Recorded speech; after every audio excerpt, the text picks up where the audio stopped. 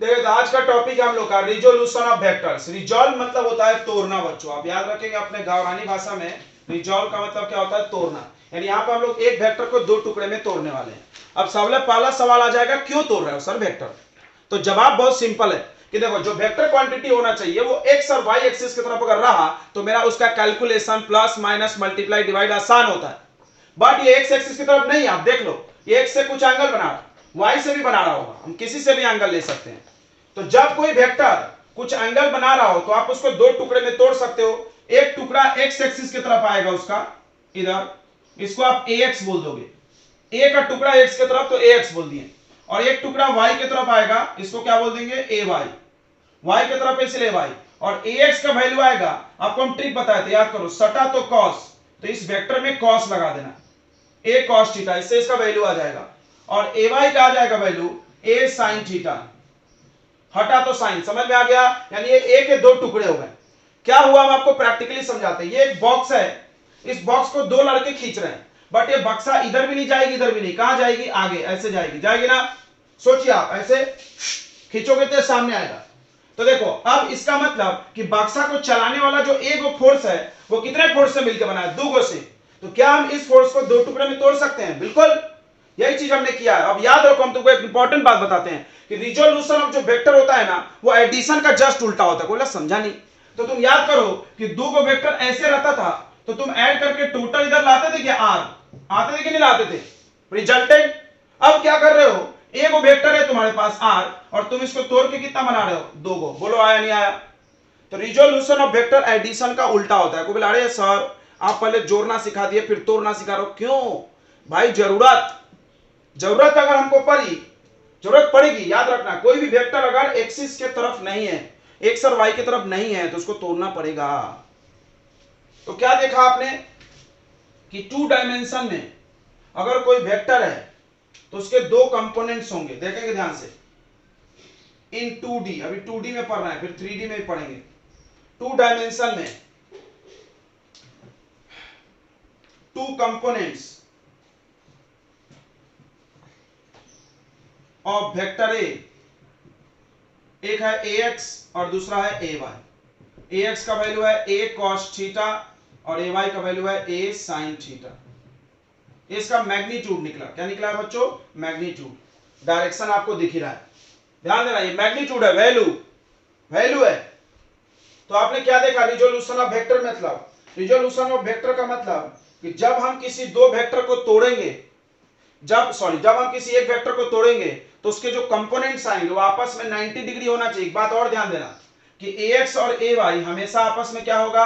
Perpendicular होगा। वाह, ये ध्यान रखना कि हमेशा जो दो टुकड़े आते हैं वो आपस में कितने होते हैं? परपेंडिकुलर होते हैं। दोनों 90 का एंगल बनाना चाहिए और वेक्टर उसके बीच में आना चाहिए। ये बात, दो बातें शर्त है, ध्यान रखेंगे इस बात को। तो रिजोल्यूशन का मतलब, रिजोल्यूशन मींस स्प्लिटिंग। रिजोल्यूशन मतलब स्प्लिटिंग ऑफ वेक्टर, ठीक है। इसको हम लोग ध्यान देंगे, इसको हम लोग रेक्टेंगुलर कंपोनेंट भी बोलते हैं, ठीक है। व्हेन ए वेक्टर, तो इतना सब लिखने की जरूरत नहीं है, इसको हम लोग रेक्टेंगुलर कंपोनेंट भी बोलते हैं। रेक्टेंगुलर कंपोनेंट, ये क्या होता है? तो रेक्टेंगल आप जानते होंगे, रेक्टेंगल पे एंगल कितने का बनता है? 90 का बनता है कि नहीं? तो ये दोनों को मिलाओगे तो ऐसे रेक्टेंगल का निर्माण कर देंगे, इसलिए हम इसका नाम रेक्टेंगुलर कंपोनेंट रख दिए। तो क्यों रख दिए? तो बोलेंगे द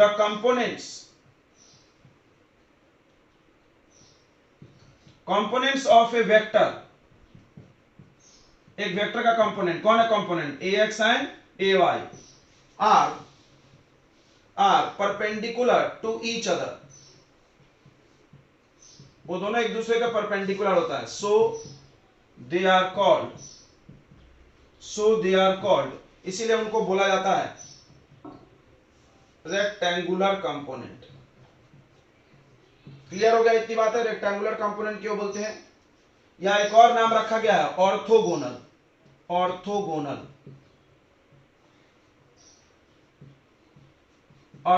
कंपोनेंट बच्चों, ऑर्थोगोनल कंपोनेंट, ठीक है। अगला एक पॉइंट आप देख सकते हो कि resolution is the reverse process of addition of vector. ध्यान देंगे, रिजोल्यूशन ऑफ वेक्टर जो हो रहा है is reverse process of vector addition. ये जो वेक्टर का एडिशन होता है बच्चों, जोड़ते हम लोग, उसमें दो को वेक्टर को मिला के एक बनाते हैं, यहां पे एक को तोड़ के दो बना रहे हैं, समझा? तो ये उल्टा होता है, एडिशन का जस्ट उल्टा प्रोसेस माना जाता है। अच्छा, अगर आप इसी को 3D में लेके चल जाओगे तो एक और कंपोनेंट आएगा AZ, ठीक है, याद रखना। तो चलिए आगे बढ़ते हैं हम लोग। इतना समझ में आ गया? एक छोटा सा क्वेश्चन हम लोग इसी टॉपिक पे कर लेते हैं, बहुत आसान है। एक फोर्स है 5 न्यूटन, वो y एक्सिस के साथ 30 का एंगल बना रहा है।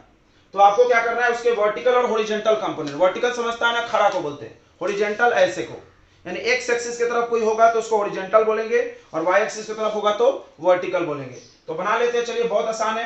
क्या करना है, कुछ नहीं करना है, कुछ करना ही नहीं है, बकवास है ये तो बिना पढ़ाई बहुत सारे बच्चे जानते हैं। देखो, इसके दो टुकड़े आएंगे, किधर आएंगे, ax और इधर आएंगे ay। अब रटना मत, जाके रट मत लेना कि इधर कॉस लगता है, रटोगे मार खाओगे। ये थीटा है, हमने क्या बोला, थीटा से सटा तो क्या लगेगा, कॉस, तो ये चिपका वाला है, तो ये हो जाएगा 5 cos 30, होगा कि नहीं होगा? और ये क्या हो जाएगा, 5 sin 30। बोलो आया नहीं आया? सवाल बन गया, खत्म। 5 इंटू साइन 30 का वैल्यू 1/2 यानी 2.5, ये हो जाएगा 5 और √3/2, 5 √3/2 और 5/2। समझ में आ गया? इसका मतलब क्या हुआ आपको बताते हैं। अब ये 5 न्यूटन खत्म हो गया, अब ये दो वेक्टर बन गए ऐसे, एक है 2.5 न्यूटन और एक है 2.5 √3 न्यूटन। समझा? मतलब अब एक को हमने दो टुकड़े में कर लिया। बोलो, ये कंक्लूजन है, याद रखना। अब ये मिट गया, अब इन दोनों को जोड़ोगे, मेरी बात को समझना, थोड़ा समझना। क्या हम बताए थे कि एडिशन का उल्टा रिजोल्यूशन, रिजोल्यूशन का उल्टा एडिशन। यानी अगर हम इन दोनों को ऐड कर दें, अगर हम इन दोनों को एडिशन कर दें, याद करो दो वेक्टर ऐसे हैं, तुम ऐड करोगे तो इसका टोटल रिजल्टेंट बीचों बीच आएगा। बोलो मजा आया नहीं आया? फिर से फील करते हैं। देखिए, एक वेक्टर था, दो तोड़ना है तो रिजोल्यूशन कर दो, तोड़ के ला दिए, फिर दोनों को जोड़ दो, एक आ जाएगा। क्लियर हो गया? तो जोड़ के एक बनाओगे तो एडिशन, एक को तोड़ के दो को बनाओगे तो रिजोल्यूशन। बोलो समझ में आ रहा है, उल्टा है? आई थिंक आपको आ गया होगा। ओके, चलिए, किसी का आंसर आया क्या? नहीं आया? बहुत सारे लोग बैठे हैं, चेहरे देख के तो लग नहीं रहा आंसर है। Aeroplane is flying in north west direction. North west ही नहीं पता होगा, किधर होता है नॉर्थ वेस्ट? देखिए, ये बनाते हैं, आप बचपन से पढ़े होंगे, ईस्ट वेस्ट नॉर्थ साउथ। तो नॉर्थ वेस्ट मतलब ये इधर नॉर्थ वेस्ट जा रहा है, नॉर्थ वेस्ट मतलब बीचों बीच जा रहा है, नॉर्थ और साउथ के बीचों बीच। तो कितने का एंगल बना रहा होगा बताओ? 45। अब कितने वेलोसिटी से जा रहा? 1500। इतना आसान है यार। अब इसके एक कंपोनेंट इधर आएगा, कितना आएगा बताओ? 1500 सटा तो cos 45, और इधर आ जाएगा 1500 sin 45। बस खत्म। इसको आप बोल सकते हो ax और इसको बोल सकते हो ay। ये हॉरिजॉन्टल हुआ। अच्छा, ये बीचों बीच ही आना चाहिए, बात समझना है, किधर इधर आएगा, ये वाला जो है वो इन दोनों के बीच में आना चाहिए, बात क्लियर रखना। मान लो आपका वेक्टर ऐसे है तो दो कंपोनेंट किधर किधर आएगा, जल्दी बताओ? एक इधर आएगा और एक इधर आएगा। समझ में आ रहा है? और कोई वेक्टर इधर है, इसके दो टुकड़े कैसे आएंगे, एक टुकड़ा इधर एक टुकड़ा इधर। क्लियर है? इसको बोलेंगे x वाले को हमेशा ax बोलते हैं, y वाले को हमेशा ay बोलते हैं, भले वो कुछ भी आ जाए। ओके, चलिए, तो आप आराम से वैल्यू बना देंगे, ये तो बहुत आसान हो गया। कौन सा बड़ा भारी था? Horizontal, horizontal component, horizontal component ये है बच्चों ax वाला। ओ सॉरी, गड़बड़ लिखा गया है, ay लिखाएगा ना। हॉरिजॉन्टल कंपोनेंट ये है, देखो ax इक्वल टू कितना है? 1500 cos 45 का वैल्यू 1/√2।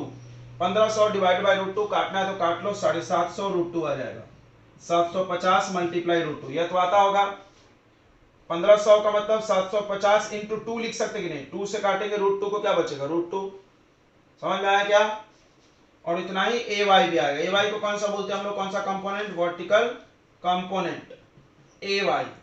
ये भी आ जाएगा सेम, सेम है क्योंकि साइन 45 कॉस 45 की वैल्यू सेम होती है।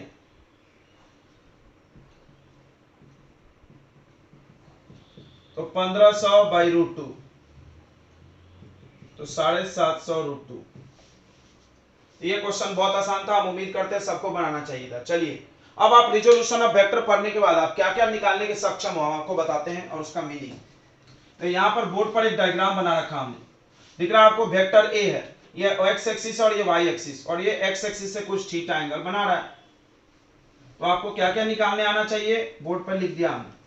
देखिए सबसे पहला आपको आना चाहिए ए एक्स। अब बताइए ए एक्स को क्या पढ़ते हैं हम लोग, ए एक्स को पढ़ते हैं, ध्यान देना, मैग्नीट्यूड, मैग्नीट्यूड है बस, ये वैल्यू डायरेक्शन नहीं है, magnitude of horizontal component, horizontal component, horizontal component का वैल्यू बताएगा 5 10 50 100, डायरेक्शन नहीं बताएगा भाई, वेक्टर में दोनों होना चाहिए।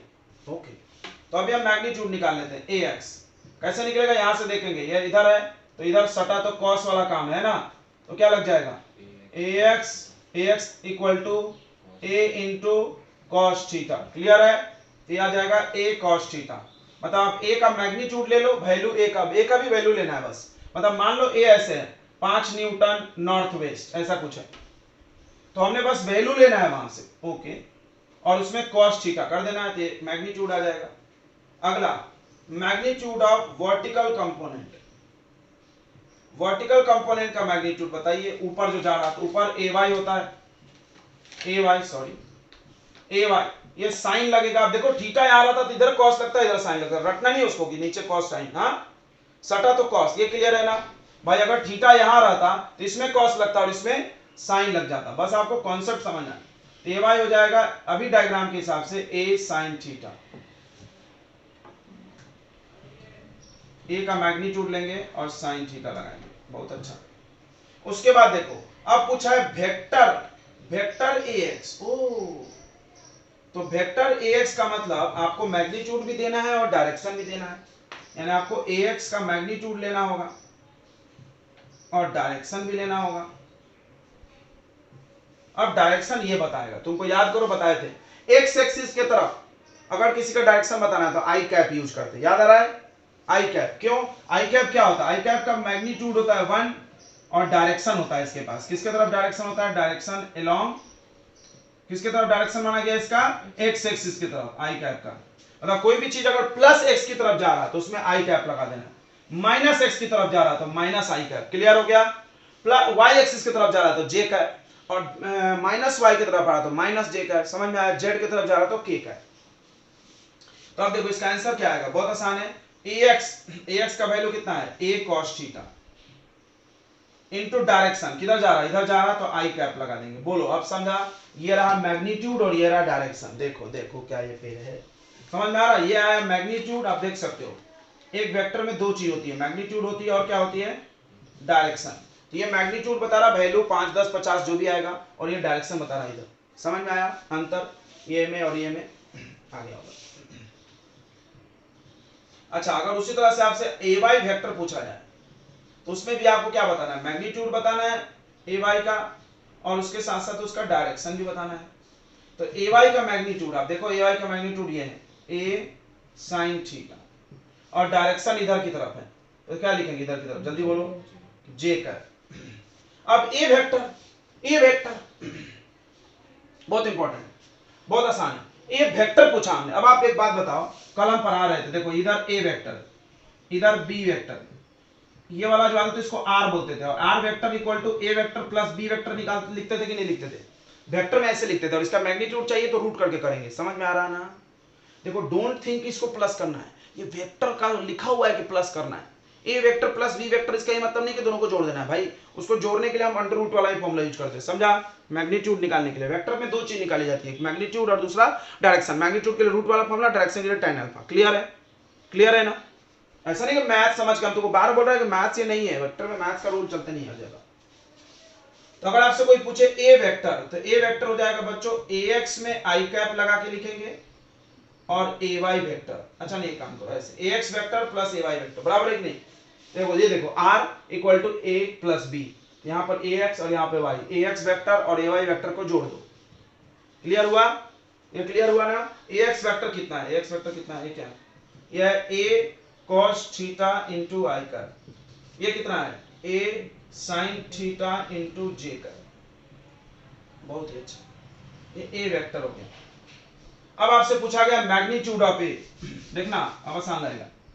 ये पूछा आपसे मैग्नीट्यूड ऑफ a वेक्टर।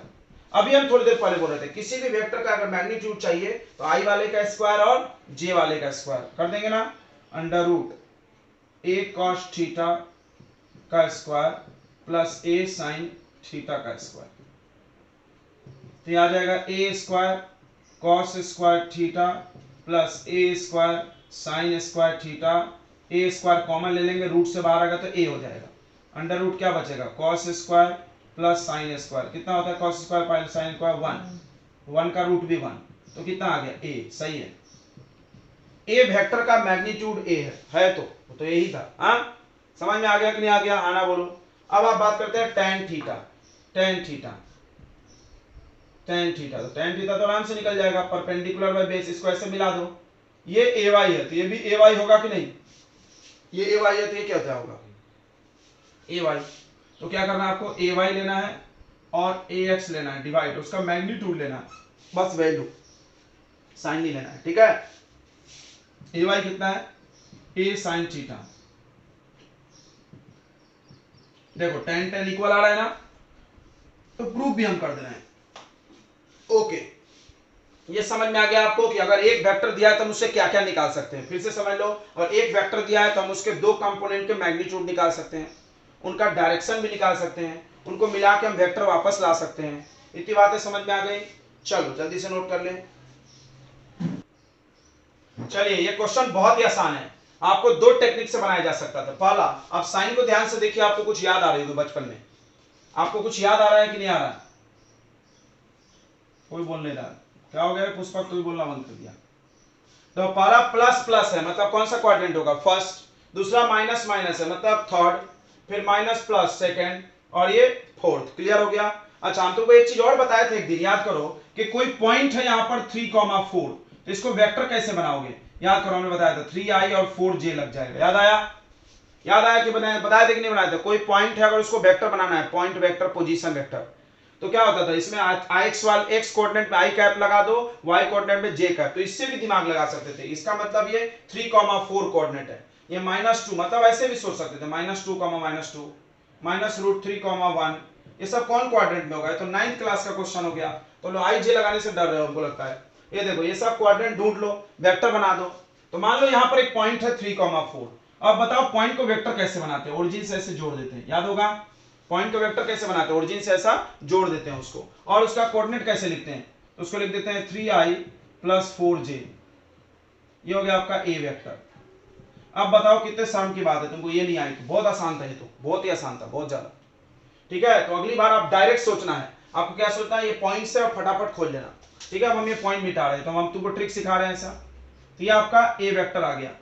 अच्छा, अब क्या फाइंड करना है? मैग्नीट्यूड। और यार मैग्नीट्यूड तो तुमने कर दिया होगा सबका, right? Magnitude of a vector बहुत ही आसान।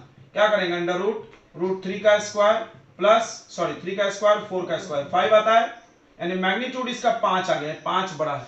अब बोल रहा है एक्स एक्सिस के साथ एंगल, एक्स एक्सिस थीटा है, थीटा है। देखो, आपको हम डायरेक्ट भी बताए थे और फिर भी बता दे रहे ट्रिक से, परपेंडिकुलर बाय बेस करो।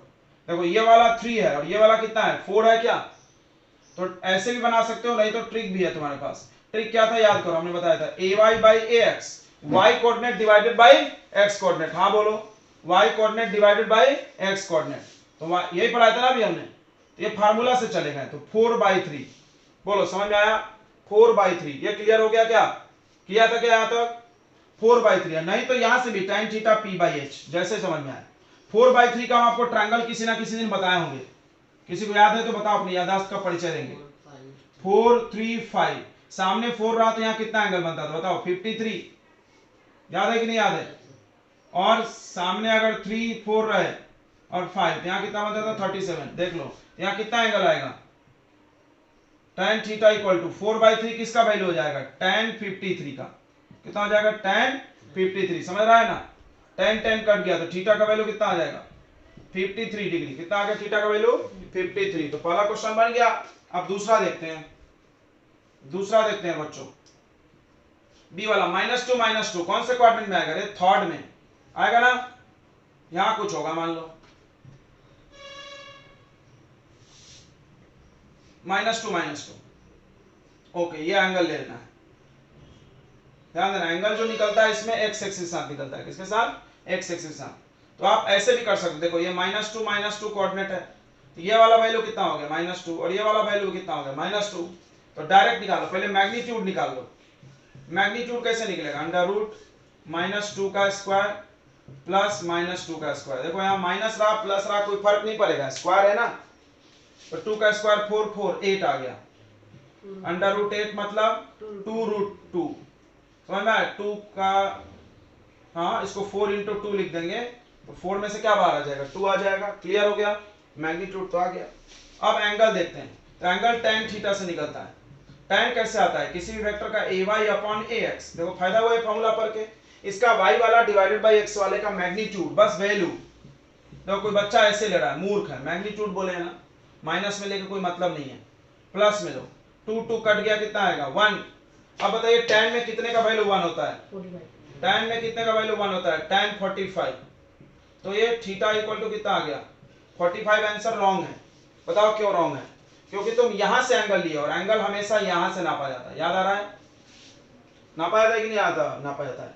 तो अब याद करो, थर्ड क्वाड्रेंट में हम एंगल लिखना सिखा है। देखो फर्स्ट क्वाड्रेंट में आंसर थीटा रहता है, सेकंड क्वाड्रेंट में आता है 90 प्लस थीटा। याद आ रहा है? 90 से थीटा ज्यादा, और इसमें क्या आएगा 180 प्लस थीटा। याद आया कि नहीं? इसमें माइनस थीटा। सबको याद है? सबको ये याद है क्या? पक्का हाँ बोलो यार, पक्का हाँ बोलो, याद है कि नहीं? देखो बायोलॉजी वाले लिख लेना रे, अगर तुम्हारा वेक्टर कोई भी क्वांटिटी फर्स्ट क्वाड्रेंट में, तो थीटा आंसर आएगा, वही रह जाएगा। जैसे 53 है, यही आ गया, क्योंकि एंगल हम लोग एक्स एक्सिस से एंटी क्लॉकवाइज नापते हैं। अगर कोई वेक्टर यहां आ गया तो एंगल इतना बड़ा होगा, तो हम क्या करेंगे? हम उसका थीटा निकालेंगे और थीटा को 190 प्लस कर देंगे या 180 से माइनस कर दो, एक ही बात है। ये वाला आ जाएगा बच्चों 180 प्लस थीटा, और ये आता है माइनस थीटा। क्लियर हो गया? हाँ बोलेंगे। तो बताइए यहाँ थीटा कितना हो जाएगा, एंगल कितना हो, क्योंकि विथ एक्स एक्सिस पूछा है, पॉजिटिव एक्स एक्सिस। हम लोग तो अभी जो तुमने एंगल निकाला वो निगेटिव एक्स से निकाल दिया। देखो तो ये एंगल किसके साथ है? -x। हम किससे पूछे? प्लस वाला x। यहां से नापेंगे पूरा, तो थीटा कितना हो जाएगा? एंगल विथ एक्स एक्सिस कितना थीटा हो जाएगा? जल्दी बोलो। थीटा प्लस 180 करना है ना इसमें, तो थीटा 45 प्लस 180 225। क्लियर हो गया? आई होप अगला आप कर लोगे क्या? पक्का हाँ बोलो, कर लेंगे कि नहीं कर लेंगे? ay/ax करते जाओ, ay/ax, काम खत्म। और जो क्वाड्रेंट में आने दो, उसके बाद हम आपको ट्रिक बताएं, जल्दी से निपटाओ।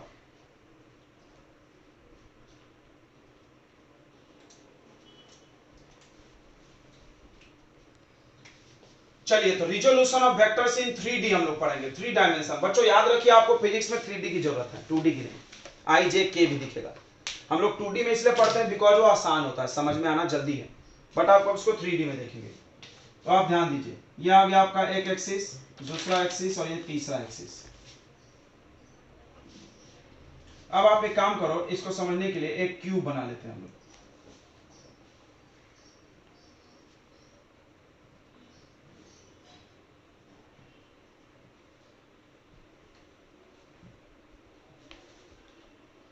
देखिए अब यहां पर 3 वेक्टर आपको आसानी से दिखेगा। एक ये वेक्टर है, कोना दिख रहा है रूम का, ये दूसरा वेक्टर है और ये तीसरा वेक्टर है। क्लियर हो गया 3D? आई होप हो गया होगा। हो गया क्या बच्चों? हाँ ना बताएंगे? नहीं तो अपन डायग्राम चेंज कर लेते हैं थोड़ा।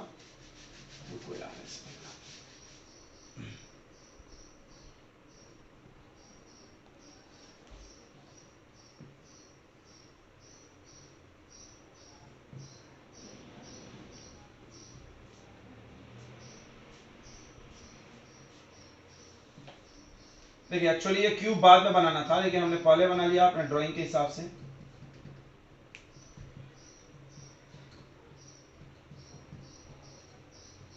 तो आपने देखा बच्चों कि 2 डायमेंशन में, थोड़ा ध्यान दो, 2 डायमेंशन में कोई वेक्टर है, तो आप इसके दो कंपोनेंट बनाते हो, एक इधर आता है और एक इधर, और ये दोनों मिलके किसका शेप का निर्माण करते हैं? रेक्टेंगल। किसका निर्माण करते हैं? रेक्टेंगल। तो आपका वेक्टर किधर आता है? डायगोनल पे।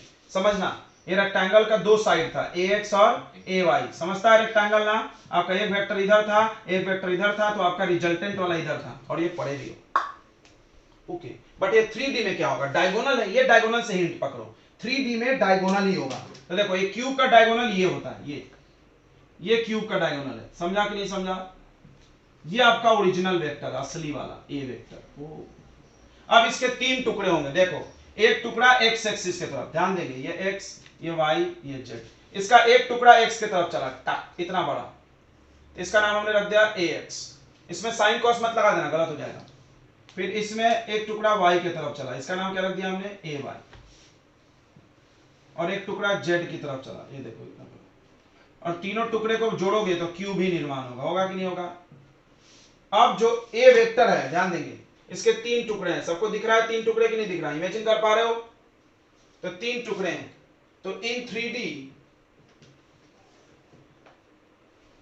ईच वेक्टर या वेक्टर ए रिजॉल्व, देखो रिजॉल्व मतलब तोड़ना, रिजॉल्व मतलब तोड़ना, याद हो गया ना?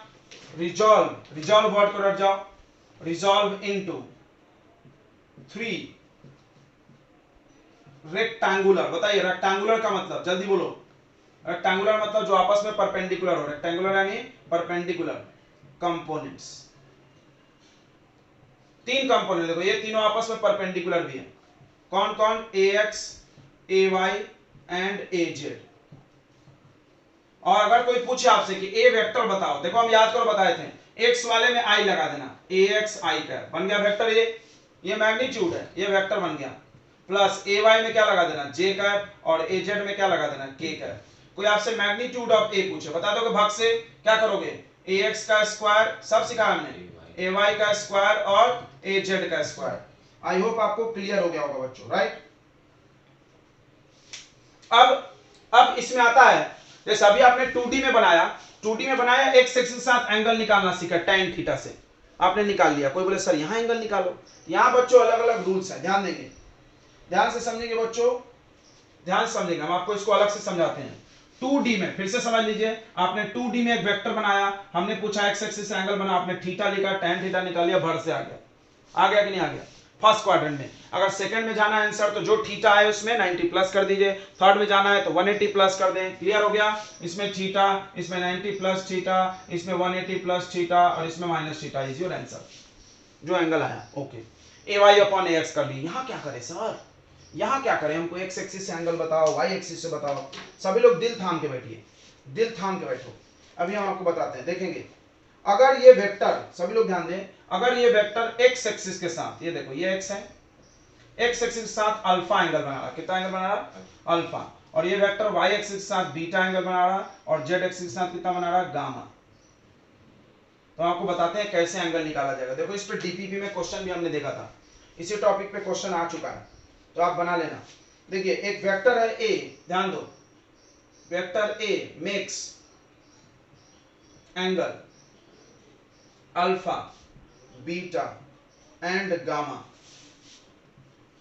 विथ एक्स एक्सिस कॉमा, नहीं तो इसको ऐसे लिखो, अल्फा बना रहा विथ एक्स एक्सिस से, ये क्लियर होना चाहिए। बीटा बना रहा किसके साथ? वाई एक्सिस के साथ, और गामा बना रहा किसके साथ? देखो वाई जेड एक्सिस के साथ। तो अब ध्यान देंगे सभी लोग, बहुत आसान है। अब हम लोग निकालते हैं बीटा, बीटा निकालते हैं, बीटा गामा, इसका हम रिलेशन बता दे रहे हैं, क्या निकालोगे? देखो कॉस अल्फा, कॉस अल्फा, किसी भी चीज का कॉस थीटा क्या होता है बच्चों? कॉस थीटा, आपको ट्रायंगल पढ़े हो, ऐसे कोई ट्रायंगल बना, मान लो यहाँ अल्फा एंगल है, ये ए वेक्टर है, तो बताइए कॉस क्या होता है? बेस अपॉन हाइपोटेनस, होता है ना?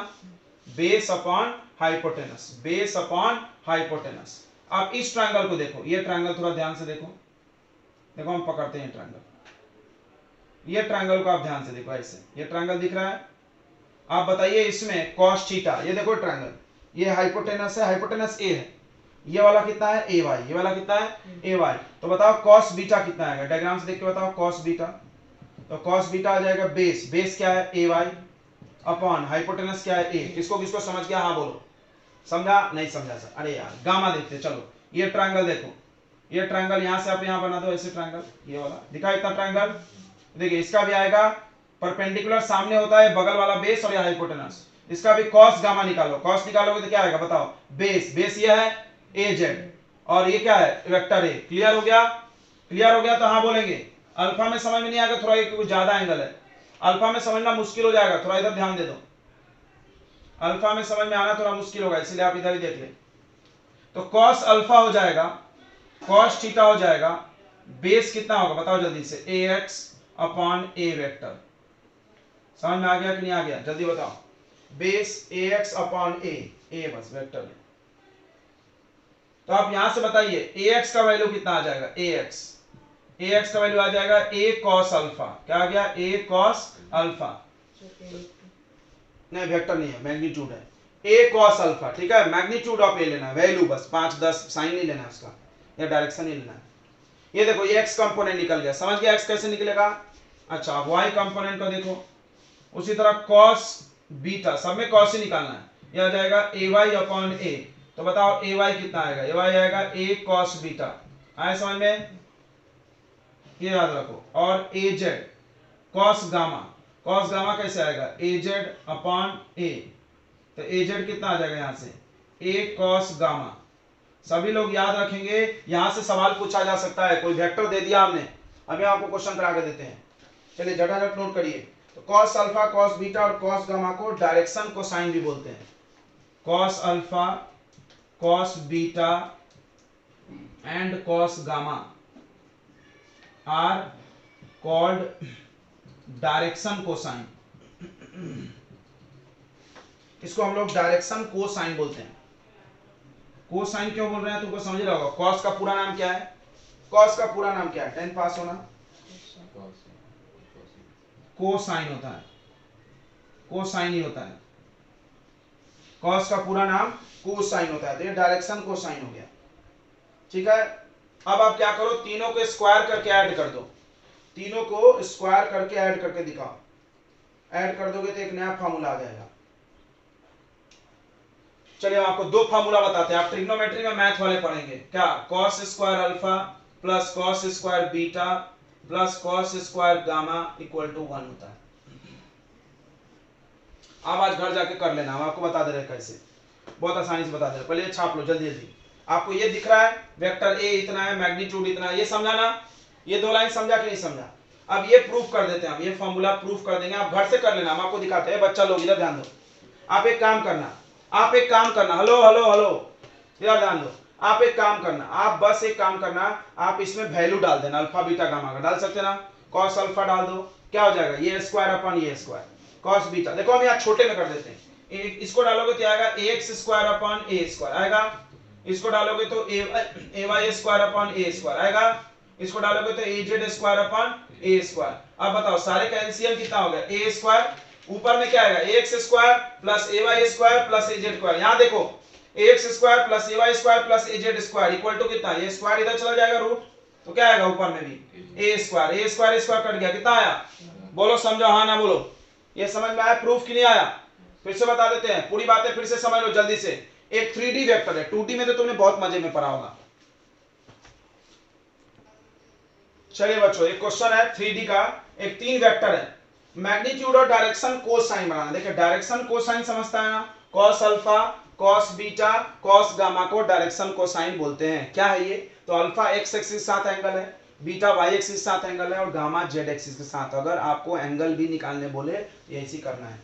देखिए तो मैग्नीट्यूड तो अति सरल है, मैग्नीट्यूड ऑफ पी कोई भी जानता है कैसे होगा, अंडर रूट 3 का स्क्वायर प्लस 4 का स्क्वायर प्लस 12 का स्क्वायर, 3 का स्क्वायर 4 9 16 और 144, ये कितना हो रहा है बच्चों जल्दी बताइए, ये कितना आ रहा है 169, 169 किसका रूट है 13, जम गए। अब आपको डायरेक्शन कोसाइन ध्यान देंगे, तो डायरेक्शन कोसाइन कॉस अल्फा है, कॉस बीटा है और कॉस गामा है, और बच्चे नाच नाच के करते हैं, तो बहुत आसान है। इधर ध्यान दो भाई कितना आसान है, देखो इसमें आपको क्या करना है, अल्फा तो एक्स वाला है, तो इसका एक्स कंपोनेंट ले लो, ए एक्स अपॉन मैग्नीट्यूड ऑफ ए, यही था ना। ax upon magnitude of a था, मैग्नीट्यूड देखो वेक्टर हमने मिटा दिया था, याद है ना। तो ax कौन है, ax यहाँ पे 3 और मैग्नीट्यूड ऑफ a कितना है, ये तो निकाला है 13।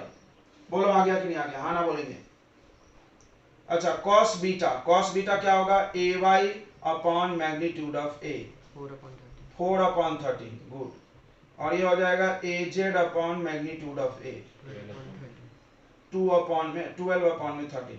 आपको देखो पढ़ने में भारी लग रहा होगा बट क्वेश्चन देखो आसान लग रहा होगा, लग रहा है कि नहीं लग रहा है। कुछ नहीं करना है भाई, तो एकदम आसान काम।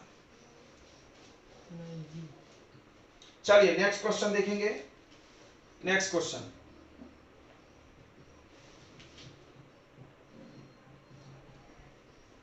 आ गया, find the angle made by, find the angle made by x y and z axis. बहुत आसान है, तो फिर से देखो यही क्वेश्चन रिपीट है, बस लिखने का तरीका अलग है। x y z एक्सिस के साथ एंगल बताना है भाई, एंगल तो यही निकलता है। तो angle cos alpha x axis के साथ, cos बीटा y एक्सिस के साथ। तो पहले आपको मैग्नीट्यूड की जरूरत पड़ेगी, देखो यहां भी पड़ी थी, यहां भी पड़ेगी। तो अंडर रूट 1 का स्क्वायर प्लस 1 का स्क्वायर प्लस 1 का स्क्वायर, 1 का स्क्वायर प्लस 1 का स्क्वायर आ जाएगा, तो ये अंडर रूट 3 आ जाएगा। ठीक है, अब सुनो cos अल्फा निकालते हैं हम लोग। cos अल्फा क्या होगा, ax upon a, ax upon magnitude of a। ax क्या है, ax क्या है जल्दी बताओ, 1 दिख रहा है, 1 छुपा है, अपॉन रूट 3। बताओ 1 अपॉन रूट 3, cos में वैल्यू कितना है जानते हो, नहीं जानते हैं, 1 अपॉन रूट 3 नहीं जानते हैं, तो अल्फा इक्वल टू ऐसे छोड़ना पड़ेगा, cos इनवर्स 1 बाई रूट 3। ये आ गया एंगल विथ किसके साथ, x एक्सिस। अगला cos बीटा, ये हो जाएगा ay upon magnitude of a। ay कितना है, 1 है ना, सब 1 ही है, 1 अपॉन रूट 3 सेम ही आएगा सब। cos गामा, ये आएगा az upon a 1 by root 3। तो यार बीटा आ जाएगा यहाँ पर cos इनवर्स 1 बाई रूट 3, यहाँ गामा आ जाएगा cos इनवर्स 1 बाई रूट 3। तो तीनों एक्सिस साथ एंगल पता चल गया। अगर वैल्यू पता रहता तो वैल्यू आता 30 60 70 जो भी है। तो आई थिंक आपको क्लियर हो गया होगा। एक आखिरी कॉन्सेप्ट बचा है, जाते जाते सीख के जाएंगे अपन, ठीक है। बस आखिरी कॉन्सेप्ट मिटा दें, जल्दी बोलो, मिटा दिया हमने। देखो आज हम जितना सोच के आए थे उतना पढ़ा रहे हैं, बहुत खुशी लग रहा है मेरे को। देखो आज हम हर दिन सोच के आते थे, पढ़ा नहीं पाते थे, हमको ऐसा लग रहा है हम लैगिंग में है। Now I am not lagging. देखिए एक छोटा सा कॉन्सेप्ट है बच्चों, इसको हम लोग सीख के जाएंगे। देखिए बहुत बार आपको ये तोड़ना भारी भी लगता है जब ये इंक्लाइंड प्लेन रहता है। देखिए एक ऐसा सरफेस है, देखो ये आगे पढ़ने की जरूरत, बस हम थोड़ा सा बता रहे हैं। यहाँ एक बॉक्स रखा है, ये स्लाइड कर रहा है, ये स्लाइड कर रहा है नीचे की तरफ, ठीक है। और इसके बोला गया फाइंड द टू कंपोनेंट्स। देखिए क्वेश्चन बोला गया find the two components of weight. Weight, चलिए वेट एक वेक्टर क्वांटिटी है। सबसे पहली चीज आपको इस क्वेश्चन को बनाने से पहले सीखना है कि वेट एक वेक्टर क्वांटिटी है। 9th में जो पढ़ा होगा उसको याद होगा, वेट का फॉर्मूला m इंटू जी होता है। वेट एक वेक्टर क्वांटिटी होता है क्योंकि मास एक स्केलर है लेकिन जी वेक्टर है। आई थिंक आपने ये जानते होंगे, नहीं जानते हैं तो जानिए। और वेट का डायरेक्शन कहां होता है, सेंटर ऑफ अर्थ की तरफ। सेंटर ऑफ अर्थ, पृथ्वी का जो सेंटर है, ये पृथ्वी है, आप यहां खड़े हो तो वजन इधर सेंटर की तरफ लेगा। क्लियर हो गया। तो आप देखो ये है पृथ्वी, तो यहाँ है, तो इसका सेंटर की तरफ, इसका वेट वेक्टर किधर होगा, इधर। देखो ये सब दिया नहीं था, हम बना रहे अपने मन से। अच्छा ये थीटा दिया हुआ है, सॉरी, ये थीटा डिग्री का स्लोप है, ये जीना है आपका सीधी। तो आप बताइए इसके दो कंपोनेंट। तो बहुत आसान है, हम लोग बनाते हैं, देखेंगे दो कंपोनेंट कैसे बनता है। आपको ट्रिक बताया हमने कि कोई भी वेक्टर के दो कंपोनेंट बनते हैं तो वो वेक्टर बीच में आना चाहिए और ये दोनों आपस में 90 का एंगल बनाना चाहिए। तो देखो एक कंपोनेंट इधर आएगा और एक कंपोनेंट ऐसा, टोटल ये एंगल 90 होना चाहिए। बोलो समझ रहा, 90 दिख रहा है कि नहीं। अब सवाल है थीटा कहाँ है भाई, थीटा आए बिना साइन कॉस नहीं बता सकते तुम। देखो बहुत आसान है, ये थीटा है और तुमको ये 90 दिख रहा होगा, तो ये वाला कितना आ जाएगा, जल्दी बको, 90 माइनस थीटा। समझ में आ रहा है कि नहीं आ रहा। क्लियर हो रहा? अच्छा ये 90 है इस ट्रायंगल में, तो ये वाला एंगल कितना आ जाएगा, जल्दी बोलो। थीटा। देखो हमने निकाल दिया। क्या बात है सर, क्या बात है, बहुत ही जबरदस्त। फिर से बता दें, इसको सीख लेना, बहुत काम आएगा तुमको, इसको सीख लेना। देखो हमने इसको ऐसे बनाया, ऐसे बनाया, दो कंपोनेंट आएगा, ये तो पक्का है ना, दो आएगा भाई। क्यों दो आएगा? क्योंकि वेक्टर बीच में आना चाहिए और ये दोनों परपेंडिकुलर होना चाहिए। बढ़िया है, दो आ गया। तो देखो ये थीटा है, ये दिख रहा है, ये 90, ये तो 90 है ना, ये पूरा, ये वाला और ये वाला लाइन परपेंडिकुलर है कि नहीं, ये पूरा यहाँ से यहाँ 90 है, तो ये कितना आएगा 90 माइनस थीटा, तो ये कितना आ जाएगा थीटा। आएगा कि नहीं आएगा? अब बहुत आसान, सटा तो कॉस, तो ये थीटा सटा हुआ है तो इसमें कॉस लगा देंगे, mg cos थीटा, और इधर क्या जाएगा mg sin थीटा। काम खत्म, दो कंपोनेंट आ गया, समझ में आ गया। एक कंपोनेंट x की तरफ ये वाला है, ये x एक्सिस है और ये y एक्सिस। यहाँ पर एक्सिस ऐसे होता है, टेढ़ा होता है ऐसे, ठीक है। ये इसको माना जाता है x एक्सिस और इसको y एक्सिस। क्लियर हो गया ना? तो देखो इसमें हम तुम माइनस लगा सकते हो। देखो वेट का x कंपोनेंट, वेट का x कंपोनेंट ये है बच्चों mg sin थीटा। किसको किसको समझ में आया? आया। और ये कौन सा कंपोनेंट है? y कंपोनेंट, क्या होगा mg cos थीटा।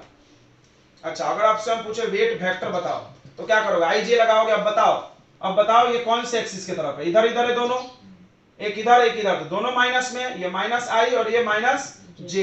तो वेट वेक्टर पूछेंगे तो क्या करोगे? mg sin थीटा में क्या लगा दोगे? आई कैप, सही है, लेकिन माइनस साइन, समझा?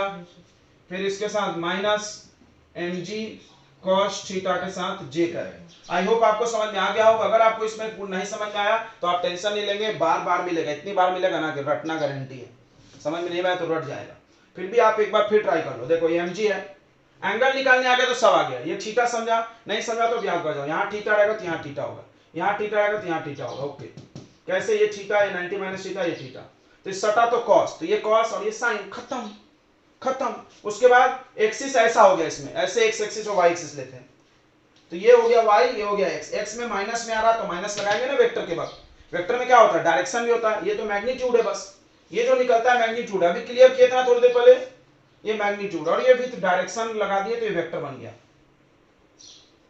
चलिए आई होप आपको क्लियर हो गया होगा। तो आज हमने रिजोल्यूशन ऑफ वेक्टर्स खत्म कर दिया है।